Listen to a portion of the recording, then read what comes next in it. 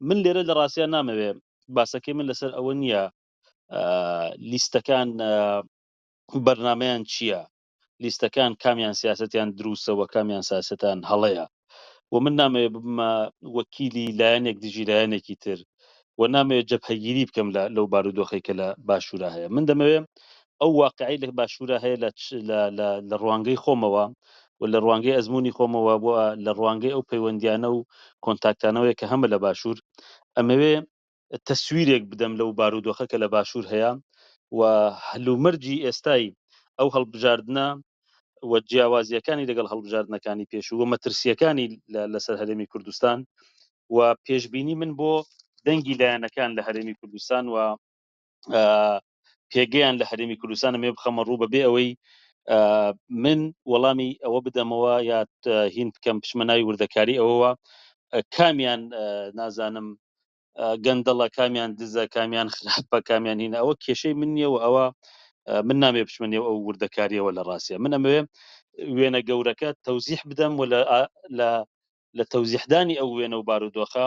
پێشبینی بۆ کورسی لایەنەکان بکەم جا ئەم لایەنە حەقە ناحەقا ئەمە شتێکە کۆمەڵگای باشوور و دەنگدەرەکانی بڕیاری لەسەردن. ئەم هەڵبژاردن بۆ گرنگە خودی هەڵبژاردن بۆ گرنگە هەڵبژاردن لە سیستمێکا کە دەرفەت ئەڕەخسێ بۆ ئەوەی تاک بە شێوەیەکی یاسایی بەشداری هەڵبژاردن بکە هەڵبژاردن هەم مافە هەمە بێتە ماف و هەم ئەبێتە ئەرک چونکە مافە بۆی کە تۆ ممارسە یا مافێکی خۆت بەکاردێنی بۆ بەشداری ئەرکە لەبەرەوە تۆ بە ئەنجامدانی ئەو ئەرکە بە بڕای من جۆرێک لە چارەنووسی خۆت لە 4 ساڵی داهاتوە بە کەسانێک گەسپێری کە متمانەت بیان هەیە بە کارنەهێنانی ئەم مافە بە بەشداری نەکردن بە بڕای منە بێتە هۆکارێ بۆ ئەوەی کە تۆ ئەو مافەی خۆت بەکارنایانی کەسی تر کە بەکاری دێنێ ئەتوانێت بڕیار لەسەر چارەنووسی تۆ بدا بۆیە تا ئێستاش هەڵبژاردن و بەشداریکردن لە هەڵبژاردنەکان ئەگەر ئەو هەڵبژاردنە کۆمەڵێک لە تایبەتمەندەکانی هەڵبژاردنێکی دیموکراتیک و یەکسانی و دەرفەتێک بێ بۆ ئەوەی هەموو کەسێک بتوانێت لە کاندیدکردنە لە هەڵبژاردنە لە خۆ بەربژێرکردنا بۆ هەڵبژاردن ئەو دەرفەتە بڕخسێنەوە هەموو کەسێ بتوانێت ئەو مافە یاسایی خۆی بەکاربێنێ لە ڕاستیە بەشداری نەکردن بە بڕای من زوڵمێک کە ئینسانەکان لە خۆیان نەیکەن و نایانەوێ بەشدار بن لە چارەنووسی سیاسی خۆیانە ئەوەی کە لە هەرێمە گوزەرێ سەر ڕای هەموو تێبینیەک لەسەر هەڵبژاردن بەڵام هەڵبژاردن دەرفەتی داوە بەلایەنەکان و بە تاکەکان تەنانەت لەم هەڵبژاردنە تاکەکان ئەتوانن بە شێوەی سربەخۆ کاندید بن و حزبەکان ئەتوانن بە شێوەی حزبی تاک یا تاک حزبی یا بەتوان بە شێوەی هاوپەیمانی بەشداری بکەن و لە هەموو بازنەکان ئەتوانن کاندیدی خۆیان هەبێ لە حاڵەتێکی دیکە دەرفەتی مەسلەی ڕیکلامکردن و بانگەشە بە هەموو لایەنەکان دراوە ڕەنگە و لایەنانی کە دەسەڵاتیانەیە هێزیانەیە بتوانن سەرچاوەکانی دەسەڵات و هێز و پارە لە بەرامبەر لایەنەکانی ترا باشتر بەکاربهێنن یا سوودی لێوەرگرن بۆ ئەوەی پێگەی خۆیان بێزکەن بەڵام سەرڕای ئەوەش ئەمە هیچ لەوە کەم ناکاتەوە کە ئەو پرۆسەی کە لە هەرێمی کوردستانی بەناوی هەڵبژاردن بنەماکانی هەڵبژاردنێکی ئەوڕۆیی لە خۆ ئەگرێ و دەتوانێت دەرفەتێک بێ بۆ ئەوەی کەسانی جۆراوجۆر بتوانن لەو دەرفەتە سوود وەرگرن بۆ ئەوەی پرۆژەی سیاسی خۆیان یا گەیشتنیان بە ڕێگاکانی دەسەڵات لەو ڕێگاوە تاقیکەنەوە بۆیە بە بڕای من لە باشترین حاڵەتە لە گۆڕانکاری ئەگەر ئێمە بمانەوێت لە کوردستانی باشوور بیبینین یا سەیریکەین ئەوەیە هەڵبژاردن ڕێگایە کە بۆ دروستکردنی گۆڕانکاری و بۆ دروستکردنی دەرفەتی جیاواز بۆ هاوڵاتیانی هەرێمی کوردستان چونکە ئێمە خۆ بزوتنەوەیکی چەکداریمان نیە لە باشوور کە بتوانێ تا ئێستا باوەڕی بەوە هەبێ بە شێوەی چەکداری بێوێ دەسەڵات بگۆڕێەوە یا دەسەڵات بڕوخێنێ بۆیە ئەوەی هەیە هەڵبژاردنە ئەوەی هەیە ئەو میکانیزمەیە کە تۆ دەتوانانی لەو ڕێگایەوە بەشداربی لە پرۆسەی سیاسیەوە بەشداربی لە گۆڕانکاریەکانە لە ڕاستیە هاوڕێیان هەڵبژاردنیشە لە هەرێمی کوردستان کە ئێستا ئێمەش دەبینین شەشمین خوری هەڵبژاردنە لە هەرێمی کوردستان. دیارە هەرێمی کوردستان ئەم شەش هەڵبژاردنەی بەخۆیەوە نەبینیوە، 5 هەڵبژاردننی تریشی بەخۆیەوە بینیوە لە دوای پرۆسی ئازادی عێراق بۆ ئەنجومەنی نوێنەرانی عێراق، و سێ هەڵبژاردننیشی بۆ ئەنجومەنی پارێزگاکان بەخۆ بینیوە کە دوایی دێنە سەری لەسەرەوانە. بۆیە چەندین ئەزمموی هەڵبژاردن لە هەرێمی کوردستان تاقی کراوەتەوە لە ڕێی ئەو هەڵبژاردنانەوەیە کە تۆ حیزبەکان یا کەسایەتیەکان یا کارکتەرەکانیش پرۆسی سیاسیشی لە هەرێمی کوردستانە بۆ تاقی بووتەوە. یعنی ئەگەر هەڵبژاردن نەبایە ئەو حیزبانەی کە لە ئەوڵ 95% یانە بوو نەدەگەیشتە 15%، یا ئەو کۆمەڵە کارکتەرانەی کە لە دوای هەڵبژاردن شکستیان خوا لە هەرێمی کوردستانە تۆ واقعی ئەوانە نەئەزانی. بۆیە هەڵبژاردن دەرفەتێکی ڕاستەقینەیە بۆ ئەوەی ڕوخساری ڕاستەقینە و واقعی پارتە سیاسیەکان و کارکتەرە سیاسیەکان لە بۆ کۆمەلگای خۆت و بۆ ڕای گشتی دەربکەوێت. بۆ ئەم هەڵبژاردنە لە هەرێمی کوردستان گرنگە و بۆ جیاوازە. ئێمە لە هەرێمی کوردستانە بۆ پارلەمانی کوردستان منەمێ فۆکسەکەم لەسەرەوە بێ 5 هەڵبژاردنمان هەبووە. یەکەم هەڵبژاردن لە ساڵی 1992 بووە کە دوای ڕاپەڕین لە کوردستانی باشوور یا باشووری کوردستان یەکەم هەڵبژاردن لەوێ بەڕێواچێ، و لەم هەڵبژاردنە کە یەکەم هەڵبژاردننی هێزە شۆڕژگەڕەکانە کە دەسڵات دەگرنە دەست تووشی کێشە بێەوە دوای کوردستان بە شێوەیەکی 50-50 لە بینی یەکێتی و پارتیدا بەشەکرێت. لە ساڵی 2005 دوایەوە کوردستان بەرەو شەڕی ناوخۆ تۆزی فۆکوس بخەیتە سەرەوەی 92 چونکی بەڕاستی وەکو خۆشت وتە 50-50 بێت و ئەوە وەکو یەکەم ئەزممویشە کورد یەکەم ئەزممویەتی کە پارلەماندا ئەمەزرێنێ و دیارە دەوڵەت ناوەندیش نییە. مانگی 1992 یەکەم هەڵبژاردن بۆ هەرێمی بۆ پارلەمانی هەرێمی کوردستان و هەڵبژاردننی ڕابەر لە کوردستانی عێراقا بەڕێوەچوو. لەو هەڵبژاردنە پارتی پێم وایە دەرسەدێ زیاتری لە یەکێتی هێنا و بە حکمی ئەوەی یەکەمین هەڵبژاردن و ئەم هەڵبژاردنە لایەنەکان پێیان وا بۆ هەڵبژاردنێکی پاک و بێگرد نییە، و ئەم هەڵبژاردنە لەبەر ئەوە لایەنەکان تازە هاتبوون ئەزمموی ئەویان نەبوو کە بتوانن میکانیزمەکانی هەڵبژاردنێکی تەواو پێشکەوتوانە بەڕێوە بن. نەتیجەی انتخابات لەلایەن پارتی وێکێتیەوە تووشی مشکلە بوو. لەوا کوردستان کە یەکەم هەڵبژاردننی بوو واقعا هاتە پێشەوە کە پارتی وێکێتی ڕێکەوتن کە کوردستان 50-50 ئیدارە بکەن، ینی 50% و 50% و بەشی حیزبەکانی تریش بدەن لەو دەسەڵاتەی کە هەیەە. بۆ یەکەم کابینە تشکیل بوو، یەکەم کابینە کە تشکیل بوو حکوومەت درا بە یەکێتی و پارلەمانیش درا بە پارتی تا 1996 کە حکوومەتی بەعس هاتەوە و با بڵێن پارلەمان داگیر کرا لە هەولێر و شەڕی ناوخۆ دروست بوو. ئەمە درێژەی کێشا تا ئەم دوو ئیدارەیە درێژەی کێشا دوو ئیدارەمان بۆ دروست بوو. لەوا کوردستان دابەشی زۆنی زەرد و سەوز بوو، یەکێتی حکومڕانی زۆنی سەوزیە کرد و پارتیش حکومڕانی زۆنی زەردیە کرد. بڕێ لە حیزبەکان لەگەڵ ئەم لابوون، بڕێ لە حیزبەکان لەگەڵ تا پرۆسی ئازادی عێراق. لە پرۆسی ئازادی عێراقا پارلمانەکان نەبوون بە دووکتۆ، پارلمانەکان ئەو پارلمانی هەولێر ماوە، پارلەمان داخرا پارلەمان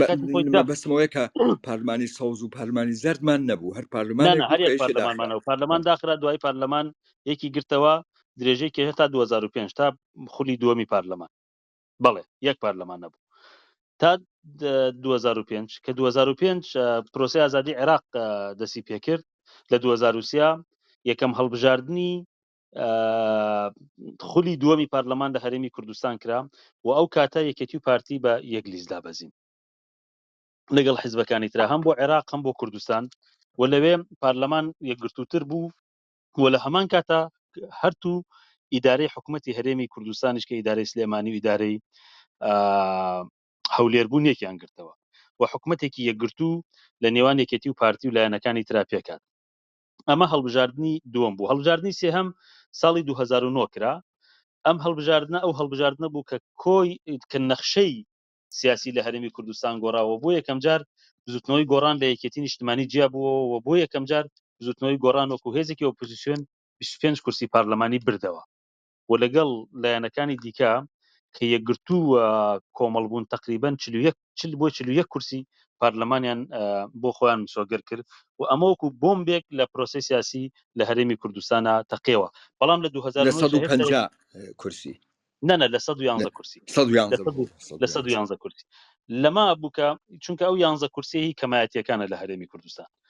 کەمایەتیەکان با بڵێن کەمینێنێتەوە و ئاینەکان 11 کورسیانێ 5 بۆ تورکمان 5 بۆ مەسیحەکان یەکێکشی بۆ ئەرمەنەکان لە 2009 هێشتا هەر پارتیوێکێتی هاوپەیمان بوون و لە 2013 هەڵبژاردنێتتر بەڕێوە چوو ئەو کاتە خولی چوارەمی پارلەمان و لە 2010 یەکەم هەڵبژاردن لە دوای پرۆسی ڕفراندۆم لە هەرێمی کوردستانە بەڕێوە چوو و ئەو هەڵبژاردنانش کە بەڕێوە چوو لە هەرێمی کوردستان ئەوانش لە ڕاستیە تەسیری لەسەر نەخشە سیاسیەکە هەبوو لە 2010ەوە کە تا ئێستا کە درێژترین ماوەیە لە دوای 92ەوە ئەمە درێژترین ماوەیە کە هەڵبژاردن لە هەرێمی کوردستان 6 ساڵ بۆ 7 ساڵ خەریکە ئەخایانێک کە هەڵبژاردن نەکراوە و هاوکات لەگەڵ ئەمانەکە کراوە ئێمە شاهدی ئەوەین لە کوردستانە هەڵبژاردننی ئەنجومەنی نوێنەرانی عێراق لە ساڵی 2005 بەڕێوە چووە هاوکات هەڵبژاردننی 2010 بەڕێوە چووە 2014 لە هەرێمی کوردستان هەڵبژاردننی ئەنجومەنی محافزاتی عێراق بەڕێوە چووە 2010 بەڕێوە چووە ئەخیرین هەڵبژاردن کە بۆ ئەنجومەنی نوێنەرانی عێراق پەرلەمان کراوە 2021 بووە لە دوای ئەوەی کە خۆپیشاندەرانی تشرین داوای هەڵبژاردنیان کردوە ناڕەزایەتێکی زۆر هاوشێوەی ئەوەی لە ئێران نەبوو لە 2019 عێراقی گرتەوە هەڵبژاردننی پێشوەخ کرا 5 پرۆسی هەڵبژاردننیش لە کوردستانە بۆ عێراق بەڕێوە چووە و 2 هەڵبژاردننیش بۆ ئەنجومەنی پارێزگاکان لە هەرێمی کوردستانە یەکیان لە 2005 و یەکیان لە 2014 بەڕێوە چووە مەبەستمەوەی لە کۆی گشتیار نزیکەی 10 هەڵبژاردن لە هەرێمی کوردستانە بەڕێوە چووە بەڵام ئەم هەڵبژاردنەی کە بەڕێوە ئەچێ هەڵبژاردننی 2024 یەکێ لە گرنگترین هەڵبژاردنەکانە لە هەرێمی کوردستان بە بڕوای من چونکە هەڵبژاردنێکە مۆدلی یا بۆی هەڵبژاردننی 1992 لە خۆگرێت چونکە وەک وتم 2005 یەکێتی پارتی هاوپەیمان بوون 2009 هاوپەیمان بوون 2013 و 18 زۆر کێشە نەبووە بەڵام ئێستا ڕەنگە بڵێن ئەسلی مەسەلەکە ئەوەیە کە بڵێن بۆ ئەم هەڵبژاردنە لە کۆی پرۆسی سیاسیە ئەتوانێت بڵێ جیاوازترە لە ساڵی 1992 کە هەڵبژاردن کراهۆ ڕێژەی بەشداری تقریبەن سەرەوەی 87 بۆ 88 بووە لە ساڵی 2005 کە بۆ پەرلەمانی کوردستان کراوە 77% بووە لە ساڵی 2009 75% بووە لە ساڵی 2013 75% بووە لە 2018 60% بووە بەڵام گەورەترین مەترسی ئەوە بوو لە 2021 کە بۆ هەڵبژاردننی عێراق بۆ پارلەمانی عێراق هەڵبژاردن کرا سەدا 40 ڕێژەی دانیشتوانی هەرێمی کوردستان دەنگیان داوە و ئەمە بوو بە بەشداری نەکردن یا بایکۆتێکی گەورەی هاوڵاتیان و بێ ئومێدێکیان لە پرۆسی سیاسی بۆیە ئێستا لە هەلومەرجێکە هەڵبژاردن بەڕێوە ئەچێم کە گروتینێکی گەورەتر و جیاوازتر لە هەڵبژاردنەکانی پێشوو لە هەرێمی کوردستانە هەیە بۆ ئەم هەڵبژاردنە گرنگە ململانێ ناوچەیەکان و ململانێ هەرێمایەتیەکان و خودی بارودۆخی عێراق بارودۆخێکە کە ئێمە شاهیدی جۆرێک لە ئاڵوگۆڕین و جۆرێک لە کێشە و ئاڵۆزین لە ڕۆژهەڵاتی ناوەڕاستە دوای ڕووداوەکانی حوتی ئۆکتۆبەر کە عێراق خەریکە تۆزە بێتە بەشێک لە ململانیانە و پێم وایە لە هەفتە و مانگەکانی داهاتووە نۆبەی عێراق و ئەو هێزانەی کە بە وەکالەت بۆ ئێران شەڕەکەن لە عێراقا ینی قۆناغی ململانەکانیان لەگەڵ ئیسرائیلە ئەچێتە قۆناغێکی ترەوە و ئیسرائیل ئەو پشو درێژەی کە هەی بووە من پێم وایە گەڕێتەوە بۆ ئەو بارودۆخی کە ئێستا لە لوبنان و غەزەتیاتی بۆیە لێدان لە ئەو هێزانەی کە بەنیابەتی لە عێراقا نوێنەراتی ئێرانەکەن و سەر بە بەرەی مقاومەتن ینی بارودۆخی ئێران عێراقەواتە قۆناغێکی ترەوە و خودی بارودۆخی ئێرانیش کە تەسیری لەسەر کۆی پرۆسی سیاسی لە هەرێمی کوردستانەیە و خودی تورکێش و ناوچەکە بارودۆخێکی تایبەتی هەیە و ئەم هەڵبژاردنانەی هەرێمی کوردستان لە ململانەیەکی ناوچەیی و کێشمە لەسەر ئاشنا پێشەوە بۆیە خۆی لە خۆیان گرنگە یەکێتر لەو مەسەلانەی کە ئەم هەڵبژاردنە جیاوازترەکە لە هەڵبژاردنەکانی پێشوو یا بارودۆخەکەی جیاوازترەکە ئەوەیە لە دوای شکستی ڕفراندۆم لە هەرێمی کوردستانەوە مەسەلەنەی گەڕانەوە بۆ بەغدا و زیاتر ملکەجبوون بە بڕیارەکانی بەغدا و زیاتر بەغدا بە قیبلە نەماییکردنی ماف و داخوازیەکان و کردنی بە ڕزگاری دەری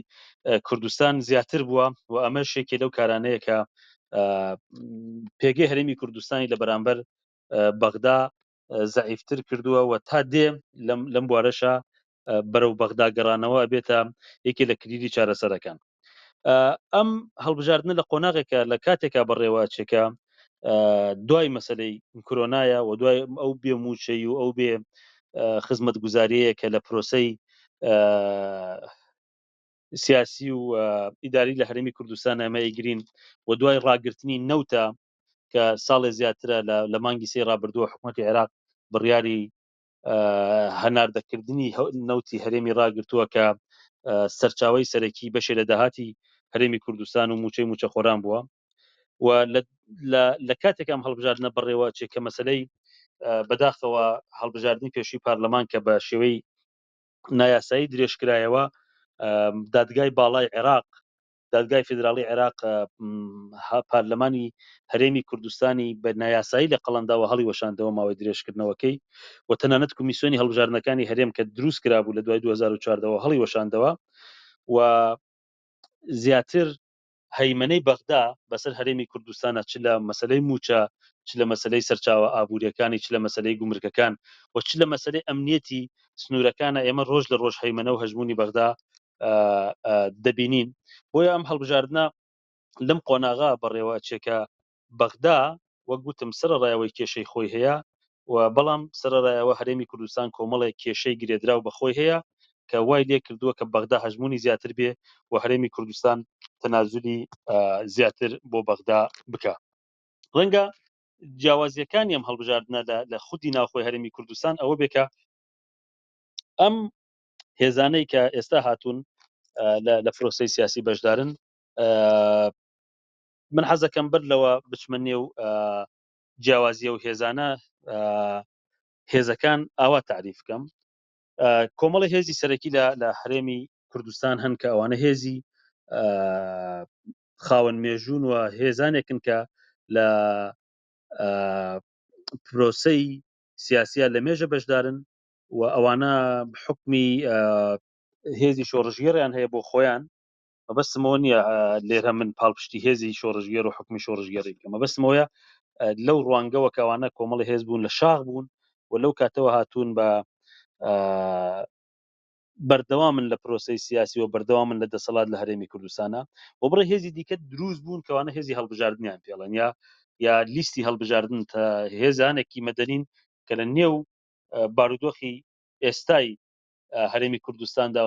نسلی تازن یا هێزی تازن دروست بوون و ئەوانە بەشدار نەبوون لە پرۆسەی ڕزگاری خوازی یا بزوتنەوەی شۆڕژگەرانی خەڵکی کوردستانە. مەبەستمەوە نییە کە بڵێم غیرەزنەوەی نوێ غیرەز حزبینەوەی نوێ حزبێک کەش هەیە کاکە بەڵێ بەرەی هەڵوێستی کاک عەلی حەمە ساڵح هەیە مەسەلەن ئەوانیش هێزێکی تازن مەسەلەن بەرەی گەل هەیە ئەوان هێزێکی تازن ڕاستە ڕەنگە کۆمەڵی کارکتەریان هەبێ کە بەشدار بووێ بەڵام وەکو هێزێکی مەدەنی تازە هاتوون. ئەو هێزانەی کە هەن پارتی دیموکراتی کوردستانە یەکێتی نیشتمانی کوردستانە بزوتنەوەی گۆڕانە یەکگرتووی ئیسلامی کوردستانە کۆمەڵی دادگەری کوردستانە ئێستا وەش دەڵم نەوەی نوێیە بەرەی گەلە بە سەرۆکایەتی لاهوری شێخجەنگی هەڵوێستە بە ڕێبەرایەتی عەلی حەمە ساڵح هاوپەیمانی کوردستانمانەیە بە سەرکردایەتی حیزبی شووعی حیزبی سۆسیالیست لەگەڵ حیزبی زەحمەتکێشان هاوپەیمانیەکی ترمانێ بەنای هاوپەیمانی سەردەم کە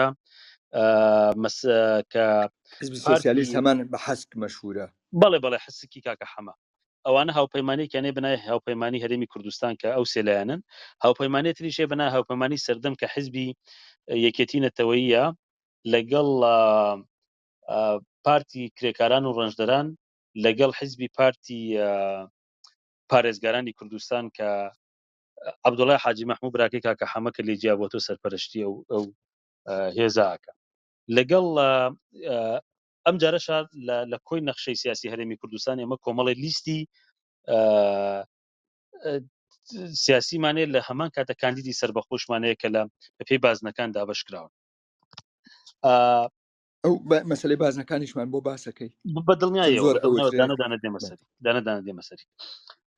بۆ ئەم هەڵبژاردنە جیاوازە باسمان لە بارودۆخە ناوخۆیەکە بارودۆخی بەغدا و ئەو بارودۆخی دەرەکیانە کرد بارودۆخە ناوخۆیەکان چین. ئەم هەڵبژاردنە لە کاتێکە بەڕێوە ئەچێ کە هەرێمی کوردستان لە کۆمەڵی کێشمەکێشی سیاسی ئابووری کۆمەڵایەتی و دابەشبوونێکی گەورە لە نێوان دوو هێزی سەرەکی کە پارتی دیموکرات و یەکێتیان بەڕێواچێت. لە ساڵی 1992 ململانەی کە لە نێوان یەکێتی و پارتیا هەبوو ڕێک ئێستا ئەو ململانێ لە نێوان یەکێتی و پارتی بۆ جارێکی تر سەری هەڵداوەتەوە. وەک باسم کرد هەڵبژاردننی 2005 هەڵبژاردنێکی هاوپەیمانی بوو لە نێوان یەکێتی و پارتی و لایەنەکانە بە یەک لیست. هاوپەیمانی 2009 کە لیستی هاوپەیمانی کوردستانیان پێگەێنا یەکێتی و پارتی هەر 2013ش لەبەر ئەوە گۆڕان هێزێکی گەورە بووە پارتیش لە مەترسیەکانی گۆڕان تێگەیشت یەکێتی هەموو فۆکسی خۆی لەسەر گۆڕان دانابوو لە هەڵبژاردنەکانی پێشوە و گۆڕانی بەڕەقیبی خۆی ئەزانی و گۆڕان لە ڕاستیا بووە بربەستێکی گەورە چونکە گۆڕان لە ڕاستیا هەسلێمانی لە یەکێتی بردەوە کە بە قەڵای سەوز و بە قەڵای دەسەڵاتی یەکێتی ئەزاندا. لەبەرەوە یەکێتی و پارتی هەرتووکیان هاوبەش بوون لەوە کە فۆکسیان بخەنە سەر گۆڕان و ئەو هەڵمەت و هێرشش کە دەکرا زیاتر لە زۆنی سلێمانیا بوو بۆ یەکێتی هەموو فۆکسی خۆی خست بۆ سەر ئەوەی کە چۆن گۆڕان زەعیف کاوە بتوانێ دایانکانی کە گۆڕان لێ بردۆ بیگەڕێنێتەوە. بەڵام ئەم هەڵبژاردنە لە ڕاستیە بینین لە دو هەڵبژاردنە لە هەرێمی کوردستان کراوە گۆڕان لە هەموو کوردستانە 22,000 دەنگی هێناوە. بۆیە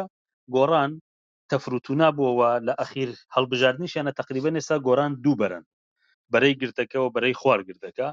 و لەم چەند ساڵی ڕابردووشە بەشێکی زۆری و کادرانەی گۆڕان گەڕاونەتەوە ناو یەکێتی نیشتمانی یا لەگەڵ لیستەکانی وەکو بەرەی گەلی لاهور شێخ جەنگی یا هەڵوێستی عەلی حەمە ساڵح یا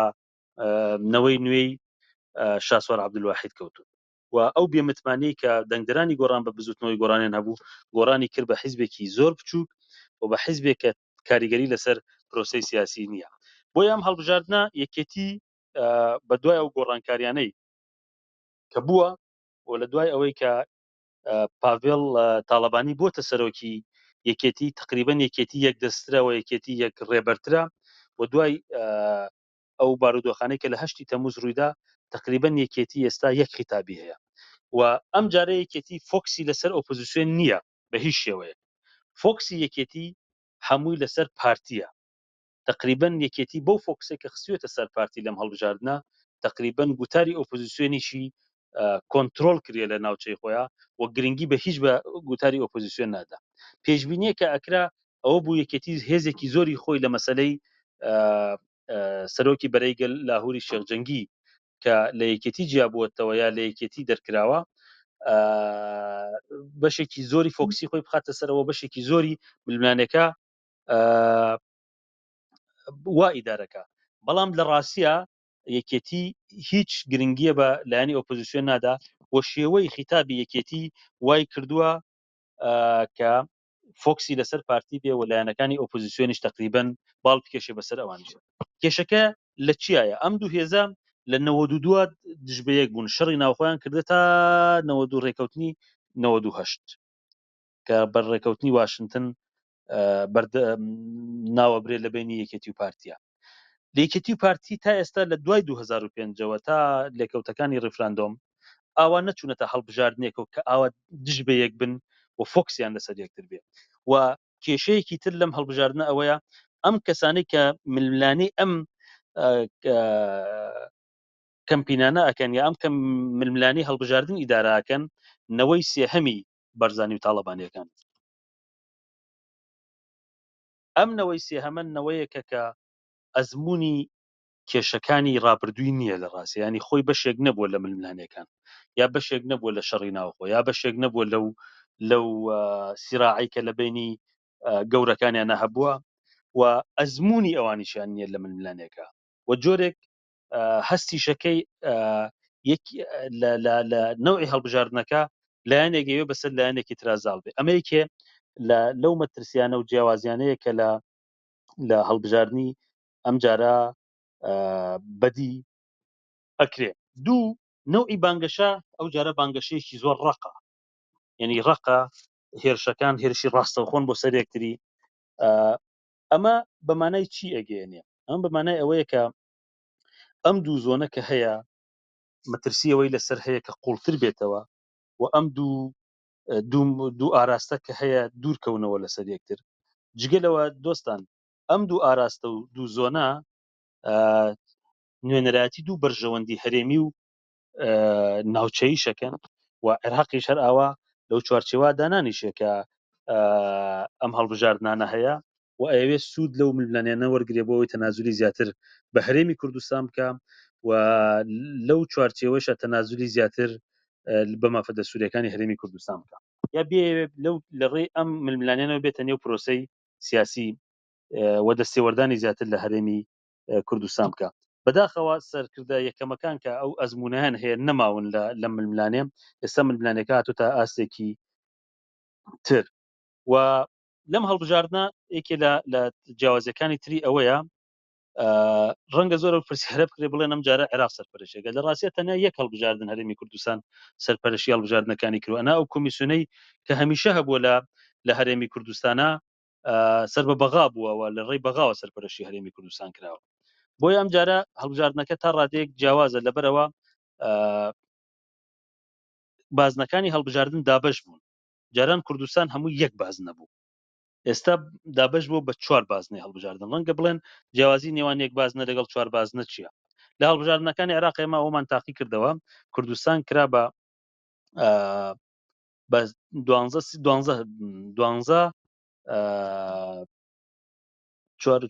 13 بازنەی هەڵبژاردن. ئەم جارە کوردستان کراوە بە 4 بازنەی هەڵبژاردن. جاری پێشوو کوردستان یەک بازنەی هەڵبژاردن بووە. جا ڕەنگەیەوە بڵێن جیاوازی نێوان یەک بازنە لەگەڵ 4 بازنە چییە؟ ئەمە کۆمەڵێ وردەکاری هەیە لە ڕووی قانونیەوە، دەبێ بۆتان شی بکەمەوە. کوردستان جاران یەک بازنە بوو، ینی تۆ کەسێکە لە دهۆک دەنگی بدایە ئەیتوانی تەسیری بێ لەسەر دەنگێکە لە خانەقی لە کفری و لە کەلارە درێت، یا کەسێک لە ڕانیە دەنگی بدایە حسابەکرا بۆ هەولێر. وانی تۆ دەنگت بە لیستێکی سیاسیەدا ئەم لیستە ئەیتوانی لە هەولێر، لە سلێمانی، لە دهۆک، لە هەڵەبجە، لە هەر شارێکی کوردستان دەنگەکانی هەموو یەکە بۆ دوای بزان بەشی کورسیەکە یانە. ئێستا کوردستان بۆتە 4 بازنەی هەڵبژاردن. ئەم 4 بازنەی هەڵبژاردنە هیچ بازنەیەکی دەنگی ناچوە بۆ ئەوەی تر. بۆ نمونە ئێستا هەڵەبجە کراوەتە یەک بازنەی هەڵبژاردن، پارێزگای هەڵەبجە، یعنی 4 پارێزگامانەیە کراوەتە 4 بازنە. هەڵەبجە تقریبان 62,000 دەنگی تایە، لەم 62,000 3 کورسی بۆ دانراوە، لەم 3 کورسیە 2 کورسی بۆ پیاوە، 1 کورسی بۆ ژنە. ئەگەر ئێمە 10 حیزبی سیاسیمانەیە کە بەشداریان کردێ، تەنیا 3 کورسی هەڵبژاردنمانەیە. ئەگەر کورسیەک یەکێتی بردی، یا کورسیەک یەکگرتو بردی، یا کورسیەک گۆڕان بردی، ئیتر هێزەکانی تر ناتوان بە هیچ شێوەیەک ئەو دەنگانەیان کە ماویانە مەسەرەن لە سلێمانی سوودی لێ وەرگن بۆ کورسی، یا لە دهۆک لێ وەرگن بۆ کورسی. ئەم نەوع لە هەڵبژاردننی بازنەی بە قازانجی حیزبە گەورەکانە و بە زەرەری حیزبە بچووکەکانە. لەبەرەوە ئەبێتە هۆکارێ بۆ ئەوەی دەنگەکان پرشو بڵاو بێ و حیزبە بچووکەکان دەنگەکانیان پرشو بڵاو بێ، لە کۆتایە نەتوانەوە دەنگانە کە بەدەستیان هاوردووە سوودی لێوەرگن بۆ کورسێکی هەڵبژاردن. بۆ نمونە بازنەکانی هەڵبژاردن ئەم جارە دابش کراوە ئەسووتێ، بەسەر ینی دەنگەکان ئەسووتێ، دەنگەکانی ئەسووتێ. دقیقاً سلێمانی ئەم جارە 36 کورسی هەیە، باشە 2 کورسیشی دانراوە، هەولێر 32 کورسی هەیە، دهۆکیش 24 کورسی. ئەمە کە دیاری کراوە 3 کورسیش بۆ هەڵەبجە. ئەمە ڕێژەی 95 کورسیە کە دانراوە بۆ پارێزگاکانی هەرێم. لەم 95 کورسیە 5 کورسی ترمان هەیە کە دابش کراوە بۆ کەمینە نەتەوەی و ئاینەکان. ئەم 5 کورسیە کە دانراوە 2 کورسی بۆ سلێمانیە، دوانی بۆ هەولێرە، یەکێکی بۆ دهۆکە. باشە ئەم کورسیانە مەسەرەن ئێستا سلێمانی بەو 2 کورسیەوە ئەبێتە 38، هەولێرە بێتە 34، دهۆک بێتە 25 کورسی.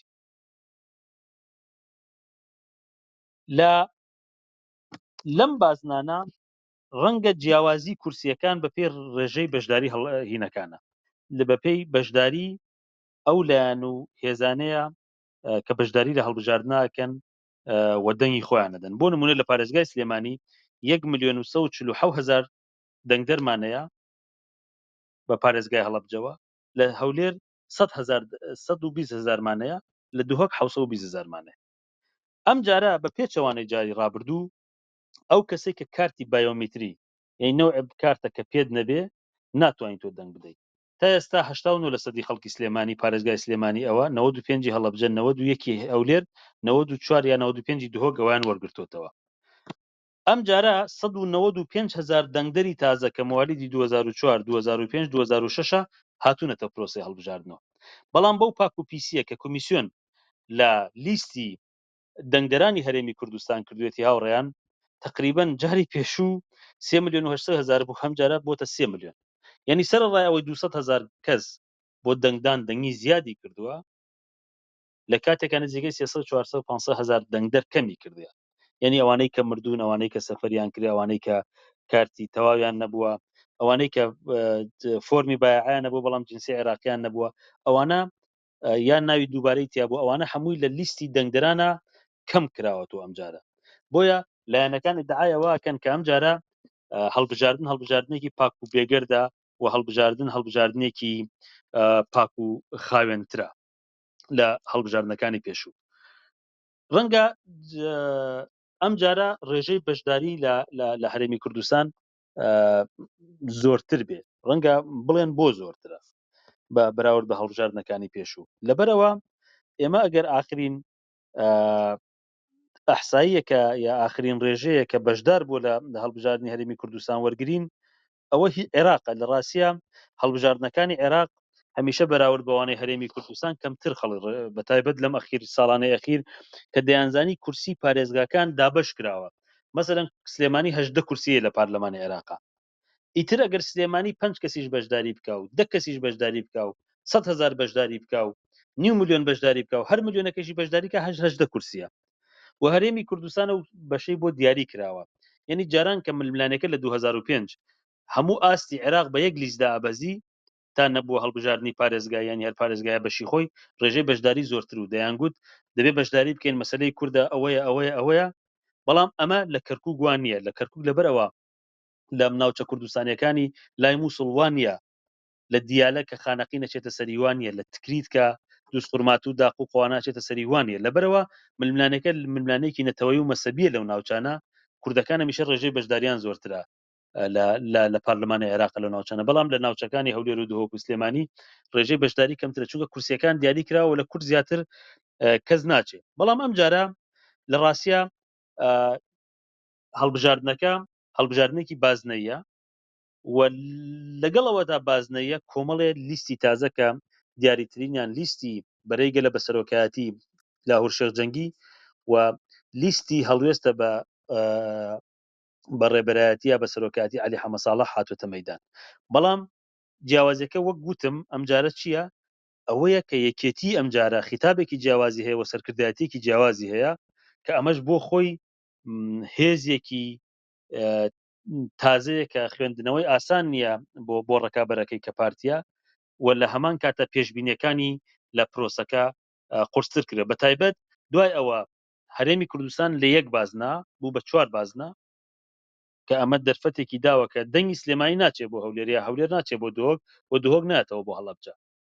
ئەگەر جاران خەڵکی سلێمانی ڕێژەی بەشداری کەمتر بوو، دووهۆک ڕێژەی بەشداری زیاتر بوو، مەسەلەن پارتی توانی کورسی زۆرتر ببە. یا ئەگەر ناوچەیەک ڕێژەی بەشداریەکەی زۆرتر بوو بێت تەسیری لەسەر ناوچەیەکی ترە کرد. بەڵام ئەم جارە 4 بازنەیە و ئەم جارە 11 کورسی کەمایەتیەکان بووە بە 5 کورسی. و ئەم جارە لە جگەرە لایەنە سیاسیەکان و هاوپەیمانیەکان ئەم جارە ئێمە دەبینین کاندیدی سربەخۆ لە هەموو بازنەکانە خۆی کاندید کردیە و ئەمەش گروتینێکی جیاوازتر بە چیەدا بە بانگەشەکانەدا و بە بەشداری خەڵک لە هەڵبژاردنەکان لە هەرێمی کوردستانەدا. تا ئێستا لە هەرێمی کوردستان ئەوانەی کە خۆیان کاندید کردیە 1191 بەربژێرمان هەیە کە بەسەر لیست و قوارەی سیاسی یا بەسەر کاندیدی سربەخۆ لە پارێزگاکانە دابش بوون و ئەمەش ئەتوانێ وا بکە کە لەم هەڵبژاردنە ڕێژەیەکی زۆری خەڵک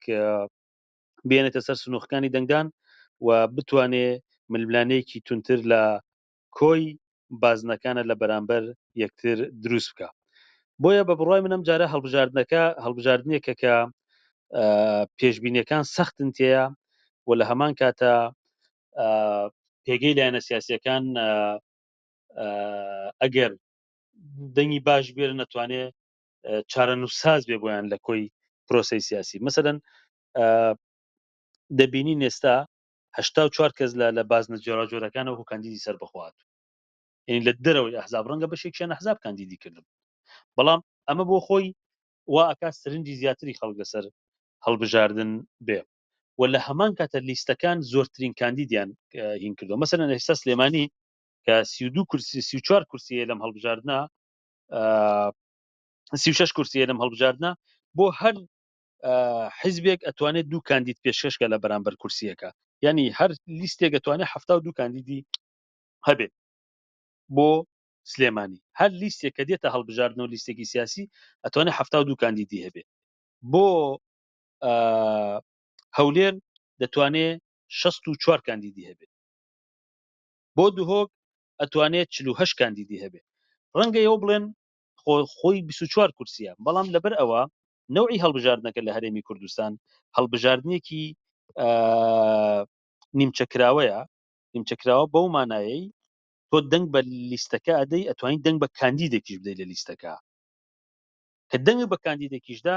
ئیتر ئەو ژمارە دیاری کراوە. مەسەرن لە سلێمانی 72 ژمارە دیاری کراوە، توێژی من دەنگ بە مەسەرن نەوەی نوێدەم، کە دەنگ بە نەوەی نوێدەم دەنگ بە ژمارە 5 دەم لە نەوەی نوێ، ئیتر ئۆتۆماتیکی نەوەی نوێ تا ژمارە 5 هەر کەسێک بێ دەنگەکە ئەچوا بۆ کەس، یعنی تا 72 ژمارە نووسراوە تۆ ئەتوانی بڵێ من دەنگ بە ژمارە چ لەدەم لە لیستی یەکێتی مەسەلەن دەنگی ژمارە چ لە چوا بۆ کاندیدا. ئەگەر تۆ دەنگ بە کاندیدەکەدا و دەنگ بە لیستەکە نەداوە دەنگەکە فەوتێ، بەڵام ئەگەر دەنگ بە لیستەکەدا دەنگ بە کاندیدەکە نەدا دەنگەکە نافەوتێ. بۆیە ئەم جارە هینەکان وا دابەشکراوە، بازنەکان وا دابەشکراوە لە هەر بازنەیەەکە هەر لایەنێک دەتوانێت دەنگی خۆی بۆ خۆی ببە. هاوڕێیان ئەم جارە وەک گوتم لیستی تازە هاتووە، کاندیدی سربەخۆ هەیە، بۆیە بە بڕای من ئەم هەڵبژاردنە جیاوازی هەیە لەگەڵ هەڵبژاردننی پێشوو، ئەویش ئەوەیە ململانەیەکی سەخت لە نێوان لایەنەکانە هەیە و ئەم لایەنانە کە هاتوونەتە پرۆسی هەڵبژاردن و هەمویان ئەیانەوێت بە تایبەت دوو هێزی وەکو بەرەی گەل بە سەرۆکاتی لاهور شێخ جەنگی و هەڵوێز بە ڕێبەرایەتی عەلی حەمەد ساڵح ئەیانەوێ قەبارەی سیاسی خۆیان بزانن. یەکێتیش دوای ئەو کاکسۆران بارودۆخەیەوێ هەشت خولەک ماوە تا سەعاتی 9 ئەگەر پێت باش بێت لە سەعاتێکە دوایی بێنین بچینە سەر پرسیار وەڵامەکە ئەگەر پێت باشە، ئەگەریش من زۆرم پێویستت بە کاتی زیاترە خۆ دیاری بکە. نەنە من 5 دقەیتر تقریبا تەواو یەکەم. ئەم جارە ئەوەی تا ئێستا هەیە بە بڕای من دابەشکاریەکە وایە ئەم جارە هەڵبژاردنەکە من پێشبینیەکەم لە بینی لە 6 سەرەوەی 6 زیاتر لە هەرێمی خەڵکی هەرێمی کوردستان بەشداری پرۆسی هەڵبژاردن بکە کە جاری پێشوو چلکە. ئەم جارە دەنگی بایکۆت زۆر زەعیفە، بەشداری نەکردن زۆر زەعیفترە لە پێشوو، ناڵێم زۆر گۆڕاوە، بەڵام بە حکمی لیستی تازە، بە حکمی بربژێری تازە، بە حکمی ئەو ململانێتونە کە لەنێوان لایەنەکانە هەیە، لایەنێک دروشمەکەی ئەوەیە کە ئەیگۆڕین، لایەنێکی تر دروشمەکەی ئەوەیە کە ئەو حکومەتە دەبێت لەسەر کار بمێنێتەوە، لایەنێکی تر ئەوەیە پێ وایە بەمانە ناکرێ، یعنی گروتینێکی تایبەت هەیە لە هەڵبژاردنەکانی هەرێمی کوردستانە و هێزی تازە دروست بوون و بربژێری تازە هاتوون. پێشبینی من ئەوەیە کە پارتی لە بینی 34 بۆ 35 کورسی دێنێ لەم هەڵبژاردنە، کە یەکەم پارتی لە دهۆک دەنگی یەکەمە بێ، لەبەرەوە دهۆک قەڵای پارتیە و لایەنەکانی تر لە دهۆکە مشکلیان ئەوەیە دایانکانیان ناگاتە ئاسی کورسی، ئەگەر ئەوانە هەمویان لە ئاسی یەک بەرا بەشدار بووانیان توانین 2 کورسی زیاتریش بەرن ینی ئەو لایەنانەی تر یەکێتی کورسێکی هەمیشە مسۆگەری لە دهۆکەیە. دووەمین هێز کە دەتوانێت زۆر ململانەی پارتی بکەوە بەشێکی زۆر لە دانکانی پارتی بووە یەکگرتووی ئیسلامیە لە دهۆک. یەکگرتوو هەمیشە لە بینی 80 بۆ 100 هزار دەنگدەری هەیە لە دهۆکە کەوانە دەنگدەری عەقیدەیی و سابتن بۆ یەکگرتوو. بۆیە من پێشبینیە کەم یەکێتی و یەکگرتوو و ئەو لایەنەی دیکە پارتی کورسەکانی دهۆک بوون زۆر بەنەوەی نوێش ڕەنگە کورسێک وە بە زەحمەت ێزانم لایەنەکانی تر لە دهۆک کورسی بەرن و ئەو دەنگانەشیان کە هەیە ناگاتە کورسی هەمووی ئەفەوتێ بە دەنگی بە قازانی دەنگی گەورەیە. لە هەولێر وەزعەکە زۆر خۆڵەمێشیە دیار نییە ململانێکی تون هەیە لە نێوان لایەنەکانە. هەولێر خاوەنی 32 کورسیە و پێشبینیەکەم لە هەموو لایەنەکان دەنگ بوون چ پارتی چ یەکێتی چنەوەی نوێ یەکگرتوو کۆمەڵی دادگەری بە سەرۆکاتی عەلی باپیر بەرەیگەل لیستی هەڵوێست. بەڵام هیچ پێشبینیە ناکەم کە بزوتنەوەی گۆڕان و لیستی هاوپەیمانی کوردستان بەڕێبەرایەتی کاکە حەما هیچ کورسێک بوون لە هەولێرە. دێنەوە سەر سلێمانی ململانەکە زۆر تونە لە سلێمانی چونکە بەشێک بە لەو لیستانەی بە تایبەت بەرەیگەل بە سەرۆکاتی لاهور شێرجەنگی کە لە یەکێتیوە هاتووە فۆکسێکی زۆری لەسەرەوەیە کە دەنگێکی زۆر لە یەکێتی بووە. یەکێتیش خۆی دعایەوە کە خۆی ڕێخستۆتەوە هێزی گەورەی هەیە لە قەڵای لە سلێمانی و قەڵای سەوزی خۆی بینە. پێشبینیەکەم یەکێتی زۆرینەی کورسەکانی پارێزگای سلێمانی بووە بەڵام پارتی دەنگێکی سابتی هەیە لە نێوان 6 بۆ 7 هزار دەنگی هەیە هەمیشە جاری وایە دێتە 50 جاری وایە چواتە 6 پارتی ڕەنگە دەنگی خۆی بووە 3-4 کورسی خۆی بوواتەوە ئەویش ڕێژەیەکی زۆر خەڵکی کاندید کردووە بە پێچەوانەی جارانی پێشوو نەوەی نوێ دەنگ دێنێ یەکگرتوو هەموو هێزەکان من تەسەورەکەم کاکە هەمە و گۆڕانی ژێکە کورسێک لە ئیداری سلێمانی بوون حسگ یا هاوپەیمانی کوردستان لە بینی حزبی شوعی و زەحمەتکێشان کورسیە بە پاژماوەی ئەقوا بە پاژماوەی ئەقوا ئەوەیە هەموو مەسەلەن ئەگەر کورسیە 15 هزار دەنگ بێ ئەوە هەر لایەنێ بە 15 هزاری با ئەگەر کورسێک ماوە سەیری دانگەکانەکەن لایەنێک 3 کورسی بردە و 5 هزاری ماوە 2 هزاری ماوە 3 هزاری ماوە ڕەنگە لیستەکەی کاکە حەمە ئەوان بتوانن لە ئاخرە کورسێک بە زۆرترین دەنگی پاژماوە ببن. بۆیە من پێشبینیمەوەی پارتی لە بینی 34 بۆ 35 کورسی هەڵبژاردنەبا یەکێتی 24 بۆ 25 کورسیە با لەم هەڵبژاردنە نەوەی نوێ 12 کورسی لە بینی 11 بۆ 12 یەکگرتوو لە بینی 8 بۆ 9 کورسیە با علی باپیر 4 کورسی ینی توانم پێشبینەکەمەوە بێ 4 کورسیە با بەرەیگەل بە سەرۆکاتی لاور شێخجەنگی 4 بۆ 5 کورسیە با بزوتنەوەی هەڵوێز یا ڕەوتی هەڵوێز بە سەرۆکاتی علی حەمە ساڵح 4 کورسیە با گۆڕان کورسیەک کاکە حەمە حزبی سۆسیالیست و زەحمەتکێشان و حزبی شوعیش کورسیە لەو 5 کورسیش کە ئەمێنێتەوە 2 کورسی یا مەسیحی و تورکمان بۆ ئیدارەی یەکێتی بۆ ئیدارەی سلێمانیە دوانیشی بۆ هەولێرەوەیەکی بۆ دهۆک تەسەورەکەم ئەو 2 کورسێک کە لە سلێمانی ئەی بنەوە ئەبنە هاوپەیمانی یەکێتی نزیکە بن لە یەکێتی و ئەو 3 کورسێژە بن بە هاوپەیمانی پارتی. بەڵام من زیاترەوە کاتان ناگرم بەڵام توانم بڵێم مەترسیەکانی دوای هەڵبژاردن کە خاڵێکە باسیەکەم و قسەکانم کۆتایی پێدێنم. ئەم هەڵبژاردنە بانگەشەکەی وە دیارە هەڵبژاردنێکی زۆر سەخت و